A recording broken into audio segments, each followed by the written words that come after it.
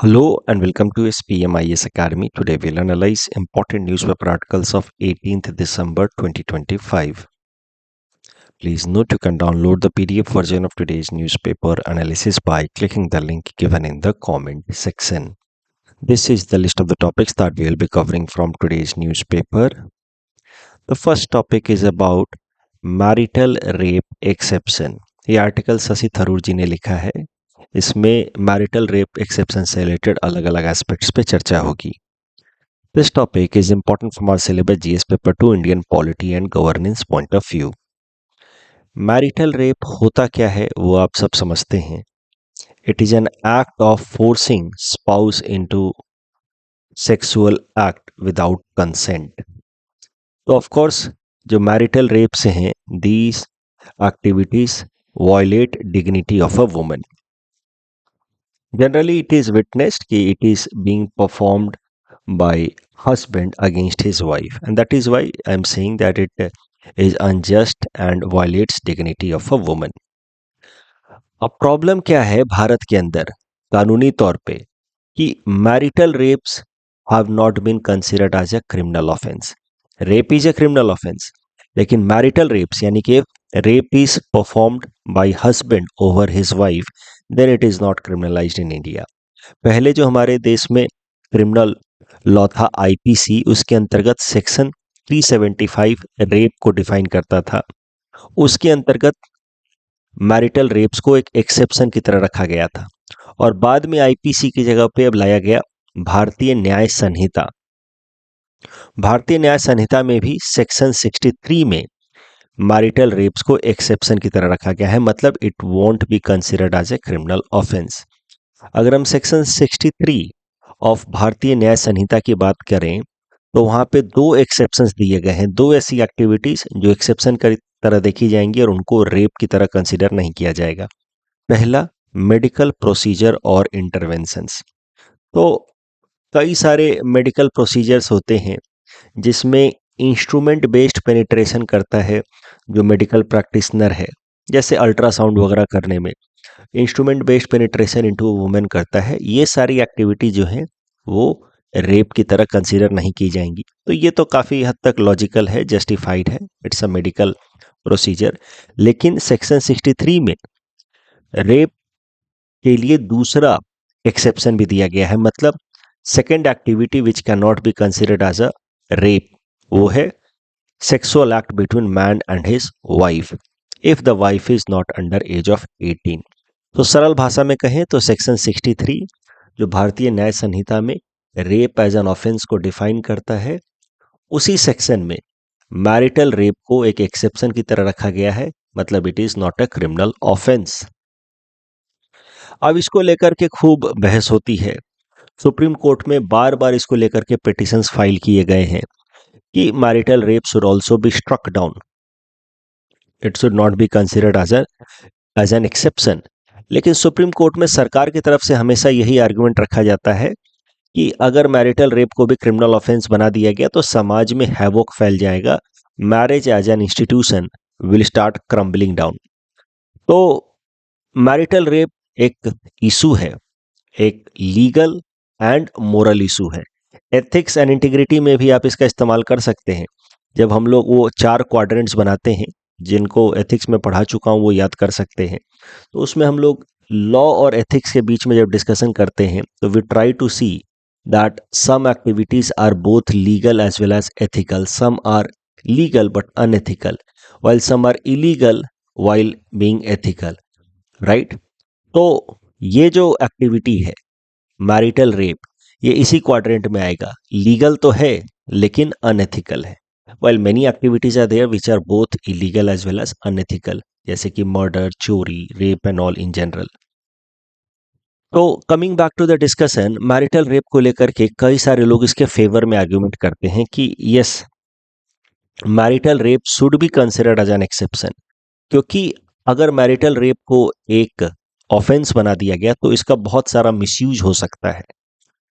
Already dowry related जो काफी strong case है या स्ट्रॉन्ग लॉ है, उसका मिसयूज होता है कई सारे केसेस में. इवन सुप्रीम कोर्ट ने माना है कि dowry related laws have become source of blackmailing. तो कई सारे वीमेन इसका मिसयूज करती हैं। वो मैरिटल रेप को भी अगर ऑफेंस बना दिया गया तो इसका मिसयूज होगा। साथ ही साथ burden of proof will be very difficult, क्योंकि अब ये साबित कैसे किया जाए कि जो इंटरकोर्स था that was forceful. It is very difficult to establish. Plus जो मैरिटल रेप एक्सेप्शन के फेवर में आर्ग्यू करते हैं उनका कहना है कि ऑलरेडी कई सारे ऐसे कानून हैं जो विमेन को क्रूएलिटी से बचाने के लिए बनाए गए हैं। फॉर एग्जाम्पल सेक्शन 85 पहले था आईपीसी में 498, जिसके अंतर्गत डाउरी से रिलेटेड अगर हरासमेंट किया जाता था विमेन को तो उस केस में हरासमेंट करने वालों को सजा होती थी। अब भारतीय न्याय संहिता में section 85 it deals with cruelty to a married women by husband या रिलेटिव्स। तो ऑलरेडी ऐसे प्रोविजंस हैं जो मैरिड वुमेन को प्रोटेक्ट करते हैं against her in law relatives. तो अलग से मैरिटल रेप ऑफेंस बनाने की जरूरत नहीं है, ऐसा लोग आर्ग्यू करते हैं। Plus marriage as an institution जिसकी मैंने बात की, यही सबसे स्ट्रॉन्ग आर्ग्यूमेंट है भारत सरकार की तरफ से। ये रखा जाता है कि नहीं, अगर मैरिटल रेप को ऑफेंस बना दिया गया तो marriage as an institution will start crumbling down, will destabilise. लेकिन कई सारे आर्ग्यूमेंट्स अगेंस्ट हैं। इनफैक्ट मैरिटल रेप एक्सेप्शन के फेवर में जितने आर्ग्यूमेंट्स हैं उससे ज़्यादा arguments marital rape as an exception के अगेंस्ट दिए जा सकते हैं, क्रिटिसिज्म के तौर पे दिए जा सकते हैं।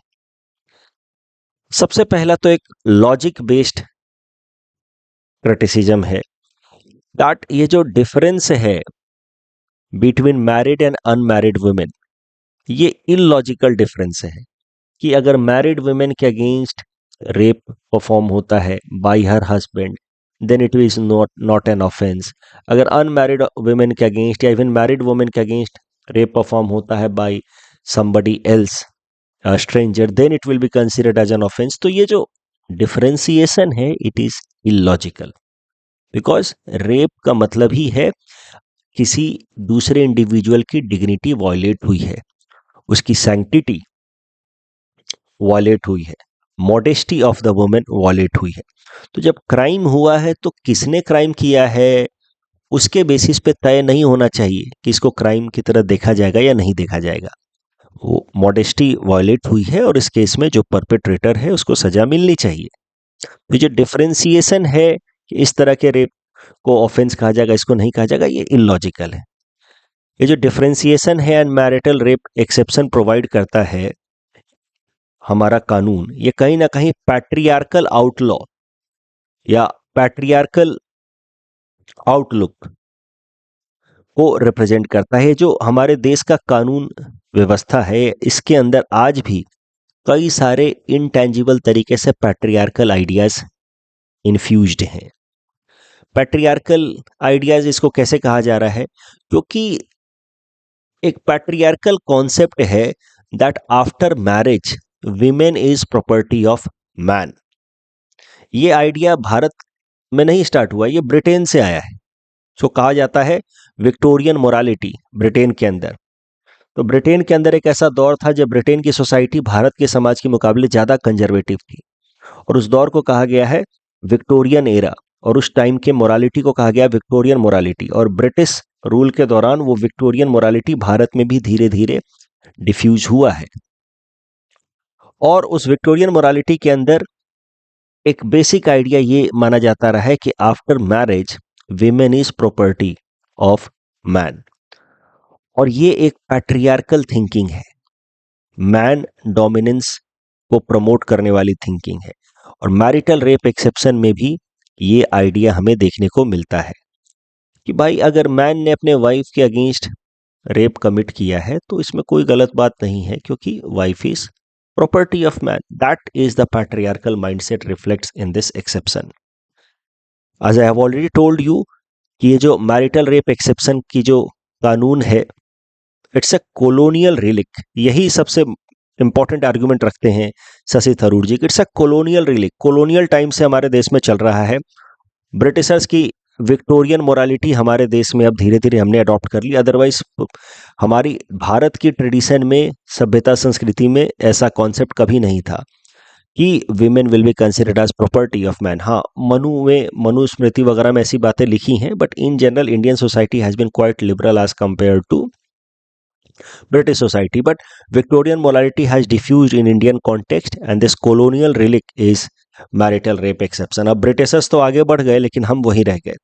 Of course, it is violation of fundamental right guaranteed under Article 21, right to life with dignity. That is guaranteed under Article 21. So, if a woman is subjected to marital rape by her spouse, then her dignity is being violated, inconsistent with international law.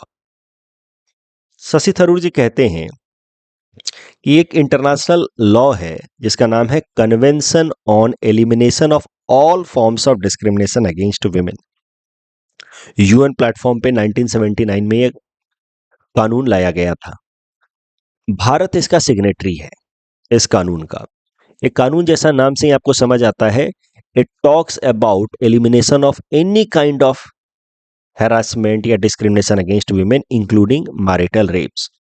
तो एक तरफ भारत ये international law का signatory है जो किसी भी तरीके के डिस्क्रिमिनेशन या हैरासमेंट ऑफ वीमेन को प्रोहिबिट करने की बात करता है, और दूसरे तरफ हमारे देश के अंदर ऐसी कानून व्यवस्था है जहां पे marital rape has been considered as an exception. तो कहीं ना कहीं हमारे जो डोमेस्टिक लॉज हैं they are inconsistent with international laws, specially those international laws जिसका ऑलरेडी इंडिया सिग्नेटरी है। कॉन्स्टिट्यूशनल आर्गुमेंट भी देते हैं शशि थरूर जी। वो कहते हैं कि आर्टिकल 51 डीपीएसपी का जो हिस्सा है, इट सेज दैट स्टेट यानी कि government of India will respect international law and treaty obligations. और इस केस में हमने ये ट्रीटी साइन की है, इस इंटरनेशनल लॉ को कमिट किया है, yet we are not respecting it. Shashi Tharoor ji रास्ता भी दिखाते हैं। वो कहते हैं कि देखिए, article 253 empowers the parliament to legislate law to implement international treaties and convention. तो पार्लियामेंट के पास अधिकार है, पावर है, वो कानून बना सकते हैं उन मुद्दों के लिए जिसकी मदद से कोई इंटरनेशनल ट्रीटी को इम्प्लीमेंट किया जाना हो। तो अगर मैरिटल रेप्स को अगर वो ऑफेंस बनाना चाहें तो बना सकते हैं, इसमें कोई सिविल लॉ हिंड्रेंस नहीं होगा कि नहीं नहीं मैरिज तो एक सिविल मैटर है। It won't be a hindrance because parliament has power under article 253 to legislate law to respect its international commitments. तो ये जो आर्टिकल 51 और आर्टिकल 253 वाली बात है, ये किसी भी जनरल इंटरनेशनल ट्रीटी से संबंधित आप इनका इस्तेमाल कर सकते हैं कि ये इंटरनेशनल ट्रीटी को रिस्पेक्ट करना भारत की जिम्मेदारी है एज पर डीपीएसपी, और उस इंटरनेशनल ट्रीटी को इंप्लीमेंट करने के लिए सरकार के पास खूब सारे पावर भी हैं। पार्लियामेंट कानून बना सकता है एज पर आर्टिकल 253। एक और बात याद रखिएगा कि जब निर्भया केस हुआ था दिसंबर 2013 में, तो उसके बाद भारत सरकार ने एक कमिटी बनाई थी headed by justice JS Verma. 3 member की एक कमिटी थी। इस कमिटी को काम दिया गया था कि वो सजेस्ट करें measures to strengthen criminal laws in India so that women could be protected. और जस्टिस जेएस वर्मा कमेटी ने बहुत सारे सजेशंस दिए थे, उसमें से एक सजेशन ये भी था कि marital rapes should be considered as a punishable offence. इस टॉपिक डिस्कशन के बेसिस पे ये प्रीलिम्स प्रैक्टिस क्वेश्चन है। Please attempt this question and submit the answer in the comment section. ऐसा सवाल आपसे पूछा जा सकता है कि marital rape exception in Indian criminal law reflects deep seated patriarchal mindset. तो पहले आपको थोड़ा सा इसको इलाबोरेट करना है, and then critically examine rational behind exception and discuss need for its removal. तो जो भी हमने डिस्कशन किया है उसके बेसिस पे आप आराम से इस क्वेश्चन को टैकल कर सकते हैं। नेक्स्ट टॉपिक इज अबाउट सबका बीमा सबकी रक्षा बिल 2025। एक और बिल पास कर दिया है लोकसभा ने। तो 3 तो कम से कम महत्वपूर्ण बिल हमें दिख रहे हैं इस विंटर सेशन में।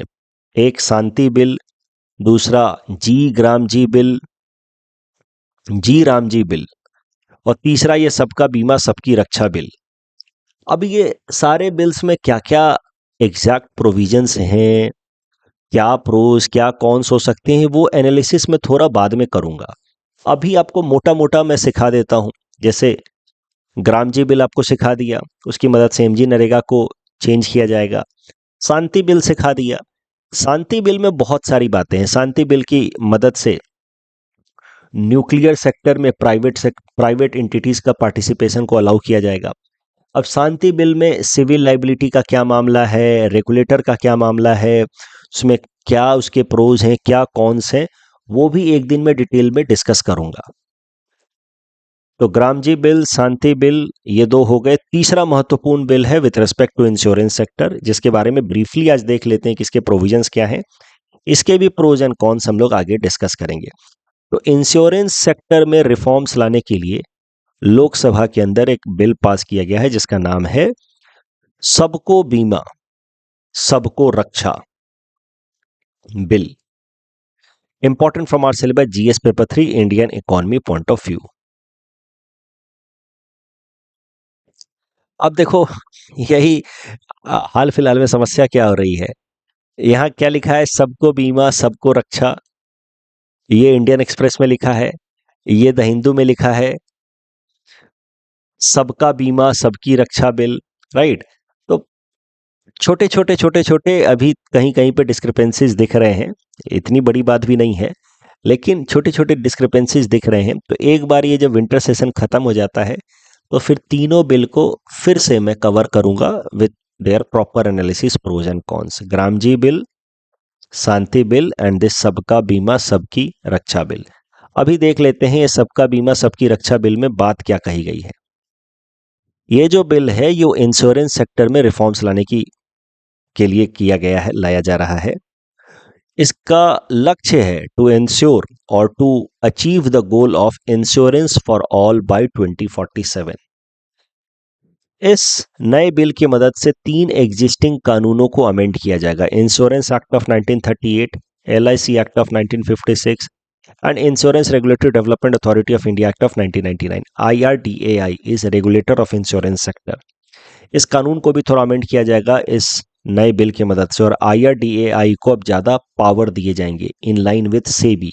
सेबी जो रेगुलेटर है स्टॉक मार्केट का, उसके पास बहुत स्ट्रांग पावर्स होते हैं to punish the violators of laws made by या रूल्स मेड बाय सेबी। अब सेबी के लाइन पे ही IRDAI को भी पावर्स दिए जाएंगे with help of this new bill जिसका नाम है सबको बीमा सबका रक्षा। इस बिल की मदद से जो मेजर रिफॉर्म्स लाए जा रहे हैं वो दो हैं अगर फैक्चुअल पर्सपेक्टिव से देखा जाए तो। FDI limit in insurance sector is being increase from 74% to 100%। दूसरा, net owned fund requirement for foreign insurance या foreign insurers is now reduced from 5,000 crore to 1,000 crore. अब ये पॉइंट को समझने के लिए पहले समझते हैं व्हाट इज अ री इंश्योरेंस कंपनी। पहले ये समझते हैं। तो देखिए, हमें इंश्योरेंस प्रोवाइड करने वाली कई सारी कंपनियां हैं, LIC, GIC, ये सब हमें इंश्योरेंस देती हैं, health insurance, life insurance and all. अब ये इंश्योरेंस कंपनियां भी इंश्योरेंस ले लेती हैं कि कहीं उनको बहुत ज्यादा कंपनसेशन भरना पड़ा तो उस केस में उनको कहीं और से कंपनसेशन मिल जाए। So insurance companies also do take insurance, और इंश्योरेंस कंपनियों को मैसिव लॉस से बचाने के लिए जो इंश्योरेंस प्रोवाइड करने वाली कंपनियां हैं उनको कहा जाता है री इंश्योरेंस कंपनीज। जैसे GIC एक इंश्योरेंस कंपनी है, लेकिन GIC का एक री इंश्योरेंस कंपनी भी है जिसका नाम है GIC-RE, जनरल इंश्योरेंस कॉर्पोरेशन री इंश्योरेंस। तो इंश्योरेंस कंपनियों को इंश्योरेंस देने वाली कंपनियां होती हैं री insurance companies.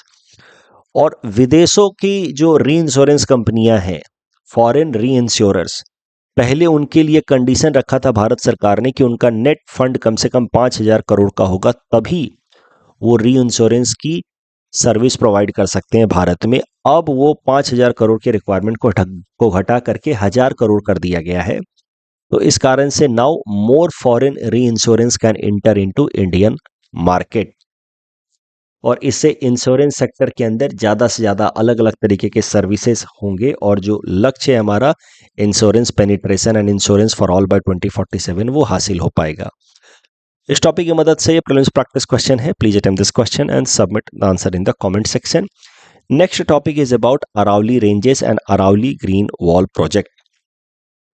Important from our syllabus GS paper 3 environment point of view. Arauli mountains की बात की जाए तो they are one of the oldest fold mountain ranges in India. Oldest हैं ये, बहुत सारे जगह रग्ड भी हो गए हैं, टूट भी गए हैं. अरावली की सबसे महत्वपूर्ण बात यह है कि it acts as an ecological barrier. ये जो थार डेजर्ट है राजस्थान के अंदर, इसको फर्दर एक्सटेंड नहीं होने देता है अरावली रेंजेस. अगर ये अरावली रेंजेस ना होते तो ये जो डेजर्ट है थार डेजर्ट, वो धीरे धीरे हमारे नदर्न प्लेन में भी एक्सटेंड हो जाता और हमारे नदर्न प्लेन्स के जो फर्टाइल सॉइल हैं उसको भी वो डेजर्ट में कन्वर्ट कर सकता था, क्योंकि डेजर्ट की टेंडेंसी होती है एक्सटेंड होना, धीरे धीरे और हवाओं की मदद से वो एक्सटेंड होता रहता है. लेकिन ये अरावली रेंज एक ब्लॉक की तरह काम करता है. It prevents extension of Thar desert in the northern plain. ये दिल्ली से गुजरात तक एक्सटेंडेड है, लगभग 650 किलोमीटर की इसकी लेंथ है. अरावली रेंजेस हर बहुत सारे जगह टूट गए हैं, रग्ड हो चुके हैं. एक तो उसके पीछे कारण है कि दे आर वेरी ओल्ड. दूसरा, हाल फिलहाल में माइनिंग, वो भी illegal mining, encroachment and quarrying, urbanisation, इस कारण से अरावली रेंजेज और उसके एसोसिएटेड इकोसिस्टम काफ़ी थ्रेटेंड हो चुके हैं. इस कारण से सुप्रीम कोर्ट ने इंटरवीन किया अरावली रेंजेज एंड इसके इकोसिस्टम को प्रोटेक्ट करने के लिए. सुप्रीम कोर्ट ने कुछ आदेश दिए कि अरावली एरियाज में माइनिंग 100 मीटर से बिलो नहीं हो सकती. माइनिंग हो सकती है लेकिन उसको 100 मीटर से ज़्यादा नीचे खोदा नहीं जा सकता. Fresh mining leases have been stopped. Plus supreme court also directed last year 2024 में टू क्रिएट अ कमिटी जिसका काम रहेगा to scientifically define and map Aravalli regions. कौन कौन से माउंटेन्स, क्योंकि बहुत सारे छोटे बड़े माउंटेन रीजन्स हैं या हिल्स हैं, रॉक्स हैं, तो किसको किसको अरावली का हिस्सा कहा जाएगा वो पहले साइंटिफिकली डिफाइन किया जाए और उसके बाद उन सबको कंजर्व करने के लिए एक कंप्लीट रोड मैप डेवलप किया जाए. एक फैक्चुअल इंफॉर्मेशन देख लेते हैं अरावली रेंजेस से related. The tallest point in Aravalli range is Guru Shikhar in Mount Abu, Rajasthan. अब अरावली के अराउंड एक बड़ा इंपॉर्टेंट प्रोजेक्ट डेवलप किया जा रहा है जिसका नाम है अरावली ग्रीन वॉल प्रोजेक्ट. जो अरावली ग्रीन वॉल प्रोजेक्ट है, it is aimed at combating desertification spreading. वैसे भी अरावली जो है वो डेजर्ट के स्प्रेड को रोकता है, लेकिन अब काफ़ी सारी जगह ये टूट गया है, ब्रोकन हो चुका है. इस कारण से धीरे धीरे डेजर्ट जो है वो नॉर्थवर्ड साइड में एक्सटेंड हो सकते हैं. तो अरावली के around green wall project develop किया जा रहा है जो डेजर्टिफिकेशन के एक्सटेंशन को कॉम्बैट करेगा. ये जो अरावली का ग्रीन वॉल प्रोजेक्ट है, it is inspired by Africa's great green wall initiative, जिसके अंतर्गत एक green patch, trees, forest, trees as well as plants and shrubs की एक ग्रीन पैच बनाई गई है right from Senegal to Djibouti. और ये जो ग्रीन पैच है अफ्रीका के अंदर of trees and plants as well as shrubs, इनको नाम दिया गया है अफ्रीकन ग्रेट ग्रीन वॉल. इसकी मदद से कोशिश की जा रही है कि जो सहारा डेजर्ट है in the northern region of Africa, इसको सदर्न रीजन में एक्सटेंड होने से रोका जाए. तो great green wall of Africa से ही इंस्पायर्ड होकर के अरावली ग्रीन वॉल प्रोजेक्ट लेकर आई है भारत सरकार, जिसमें लगभग 1400 kilometre long green patch develop किया जाएगा अलोंग द अरावलीज. तो ये रहे अरावलीज और उनके along 14 kilometre long and 5 kilometre wide एक green belt of trees and plants develop किए जाएंगे. साथ ही साथ जो डिग्रेडेड लैंड है, जो यहाँ पे लैंड वेस्ट हो जा रहा है, हो गया है या डेजर्ट में कन्वर्ट हो रहा है, उसको भी रिवाइव किया जाएगा. लगभग 1.15 million hectares of land which have been degraded will be restored by 2027. Plus 75 water bodies will also be rejuvenated in these areas under Aravali Green Wall Project. इस टॉपिक के बेसिस पे ये प्रीलिम्स प्रैक्टिस क्वेश्चन है. Please attempt this question and submit the answer in the comment section. Next topic is about sea hawk squadron ospreys inducted by Indian navy. Important from prelims exam point of view. हो सकता है सीधा सीधा पूछ ले ऑस्प्रेज जो Indian navy ने हाल फिलहाल में इंडक्ट किया वो है क्या, तो समझते हैं. सबसे पहले समझते हैं what are sea hawk squadrons. तो स्क्वाड्रंस मतलब a platoon, group of cadre, और इंडियन नेवी या एयरफोर्स किसी का भी अपना जो ग्रुप ऑफ ऑफिसर्स होते हैं उनको क्या कहा जाता है? स्क्वाड्रंस। तो सी हॉक स्क्वाड्रंस हाल फिलहाल में बनाई है इंडियन नेवी ने। It is second sea hawk squadron. 2025 में सेकेंड सी हॉक स्क्वाड्रन बनाई गई है, यानी कि ग्रुप ऑफ ऑफिसर्स बनाई गई है। इसका नाम है INAS 335। The second sea hawk squadron for Indian navy will be functional at INS Hansa in Goa. Sea hawk squadrons का काम क्या होगा? इनका काम होगा कि हेलीकॉप्टर्स की मदद से they will search enemy submarines in the ocean, they will do patrolling of the sea and keep Indian warship safe. अब ये जो हमारी सेकेंड सी हॉक स्क्वाड्रंस बनाई गई है इन गोवा, ये जिस हेलीकॉप्टर्स का इस्तेमाल करेंगे वो हेलीकॉप्टर्स हैं MH-60R सी हॉक हेलीकॉप्टर्स। ये US मैन्युफैक्चर्ड हेलीकॉप्टर्स हैं। तो ये helicopters along with the officers will be known as sea hawk squadron. ये सेकेंड सी हॉक स्क्वाड्रन है जो इंडियन नेवी के लिए बनाई गई है। इसको गोवा में स्टेशन किया जाएगा और इस स्क्वाड्रन का नाम है ऑस्प्रेज। ऑस्प्रेज जो सेकेंड सी हॉक स्क्वाड्रन बनाई गई है उसका निक नेम है ospreys. Ospreys is basically fish hunting bird.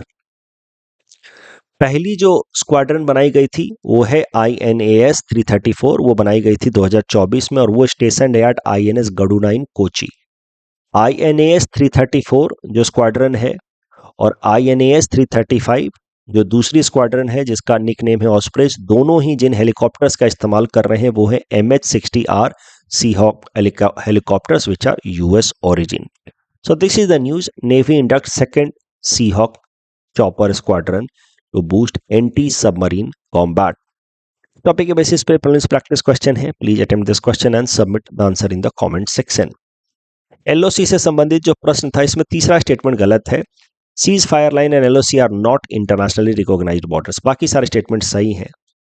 Pressurised heavy water reactor से रिलेटेड भी जो सवाल था, 3 स्टेज न्यूक्लियर पावर प्रोग्राम से रिलेटेड जो सवाल था उसमें तीसरा स्टेटमेंट गलत है। Thorium 232 does not convert into uranium 235. It converts into uranium 233. Thorium 232 is fertile material and uranium 233, an isotope of uranium 235, is a fissile material. यहाँ तो सिंपल सा जवाब होगा Maharashtra police along with Microsoft, and यहाँ परमवीर चक्र and Ashok चक्र वाले प्रश्न में दोनों स्टेटमेंट सही था। That's all from our side for today. Thanks for watching.